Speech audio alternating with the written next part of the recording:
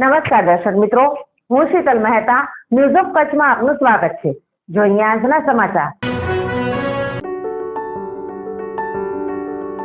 નમસ્કાર મિત્રો, આ છે અમારું ઓસ્ટિયોફિક બોન સેટિંગ સેન્ટર ભુજ કે જ્યાં કોઈ પણ પ્રકારની દવા કે ઓપરેશન વગર શરીરના વિવિધ સાંધા તથા મણકાના લગતા દુખાવાની સારવાર મલેશિયાની પ્રખ્યાત બોન સેટિંગ પદ્ધતિ વડે કરવામાં આવે છે, જેમાં કમર તથા ડોકમાં ગાદી ખસી જવાથી થતું કમર કે ડોકનો દુખાવો, ગોઠણમાં ઘસારાને લીધે થતું ગોઠણનો દુખાવો ઉપરાંત ખંભા, કોણી, કાંડાની સારવાર કરવામાં આવે છે, તેમજ ગેસ તથા માથાના દુખાવાની સારવાર પણ કરવામાં આવે છે।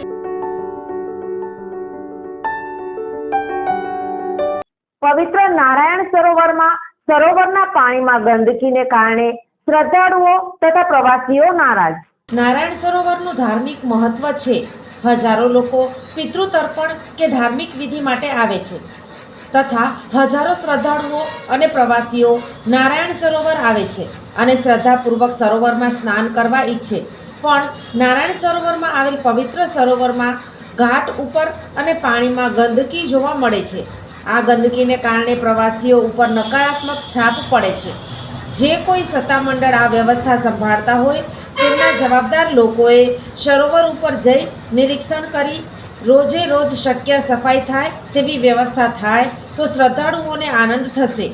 નારાયણ સરોવરમાં ટ્રસ્ટ દ્વારા ભોજન વ્યવસ્થા સારી છે અને ભાવિકોના અનુકૂળ થોડા વહેલા મોડા સમયને સાચવી અને પ્રસાદ આપે છે અને કોઈ પણ વ્યક્તિ પ્રસાદ વગર ન જાય તેનું ધ્યાન રાખે છે। આમ ધાર્મિક સ્થળ ઉપર આસ્થા વધુ મજબૂત બને, નવી પેઢી વધુ આસ્થાવાન બને તેવી વ્યવસ્થા ગોઠવાય તો સારું, તેમ શ્રદ્ધાળુઓએ જણાવ્યું હતું। ખાસ કરીને સરોવરની સફાઈ મુદ્દે લોકોએ જણાવ્યું હતું અને શ્રદ્ધાળુઓએ પણ ધ્યાન રાખવાની જરૂરત છે કે આસ્થાના કેન્દ્ર સમા સરોવરમાં ગંદકી ન થાય તેનું લોકોએ પણ ધ્યાન રાખવાની જરૂરત છે। બધી જ બાબતો તંત્ર ઉપર છોડવાની જરૂરત નથી, લોકોએ પણ પોતાની ફરજ પ્રત્યે વધુ સભાન અને જાગૃતિ બતાવવી પડશે।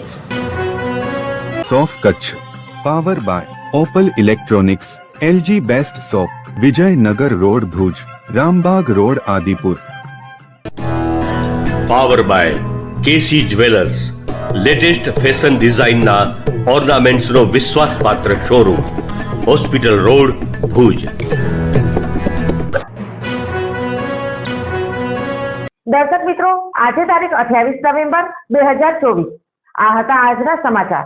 આવતીકાલે ફરી મળીશું, ત્યાં સુધી મને રજા આપશો। નમસ્કાર।